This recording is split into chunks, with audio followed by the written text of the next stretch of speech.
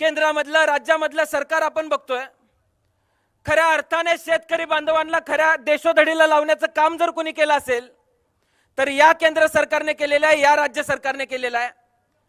दिल्लीमध्ये हक्क, आपल्या हक्कांसाठी पंजाब मधले शेतकरी येऊन दिल्लीत आंदोलनाला बसले, तर त्या आंदोलक शेतकऱ्यांना दहशतवादी म्हणून या सरकारमधल्या काही घटकांनी बोलले। आज उद्या आम्ही जर आंदोलनाला बसलो तर आम्हाला सुद्धा या सरकारमधले घटक दहशतवादी म्हणायला मागे पुढे बघणार नाही, अशी परिस्थिती या देशामध्ये निर्माण झालेली आहे। दुधाचे दर पडलेले आहेत, फसव्या योजना शेतकऱ्यांना दिल्या जात आहेत। सावळसगावचे अनेक लोक साहेब इथं बसलेले आहेत। मागच्या सरकारमध्ये आम्ही एका मंत्र्याकडे गेलो होतो की सावळस गावाला हक्काचं पाणी मिळावं, तर ते मंत्री म्हणले, जयंत पाटील साहेबांसह शिष्टमंडळ तिथं होतं, ते मंत्री म्हणले की जमत नसतील तर बागा काढून टाका। अशा वल्गना एका मंत्र्यानं आम्हाला शेतकऱ्यांना सांगितल्या। साहेब, मी आपल्याला शब्द देऊ इच्छितो, ज्या मंत्र्यानं आमच्या बागा काढण्याचा सल्ला आम्हाला दिला त्या मंत्र्याचा पक्ष इथून काढून टाकल्याशिवाय आम्ही सुद्धा स्वस्थ बसणार नाही, हे सुद्धा आम्ही आपल्याला ग्वाही देऊ इच्छितो। आणि पुन्हा एकदा आज दिवसभर आपण तासगाव तालुक्यामध्ये, कवटेमंका तालुक्यामध्ये आम्हाला दिलात।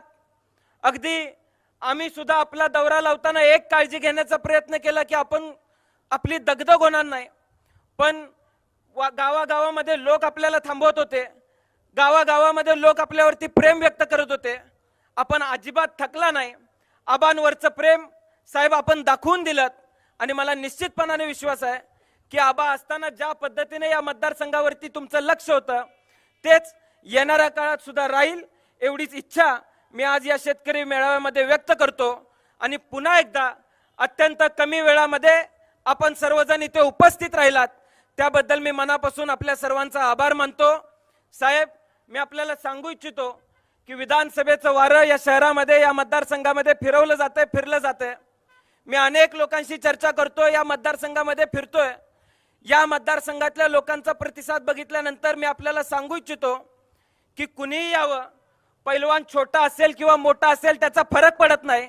मी आपल्याला सांगू इच्छितो की कुठल्याही परिस्थितीमध्ये राष्ट्रवादी काँग्रेस पक्षात शरदचंद्र पवार गटाचा पहिला उमेदवार हा तासगाव कवटेमंकाळ मतदारसंघामधून निवडून येईल आणि संबंध राज्यामध्ये पहिला उमेदवार या मतदारसंघातून निवडून देऊ आणि आपले हात आम्ही बळकट करू। राज्यामध्ये, केंद्रामध्ये आपली मान ताटमानेने फिरेल, एवढीच ग्वाही मी आपल्याला या शेतकरी मेळाव्याच्या वतीने देऊ इच्छितो। एवढंच बोलून मी माझे 2 शब्द संपवतो। जय हिंद, जय महाराष्ट्र, जय राष्ट्रवादी। एबीपी माझा, उघडा डोळे बघा नीट।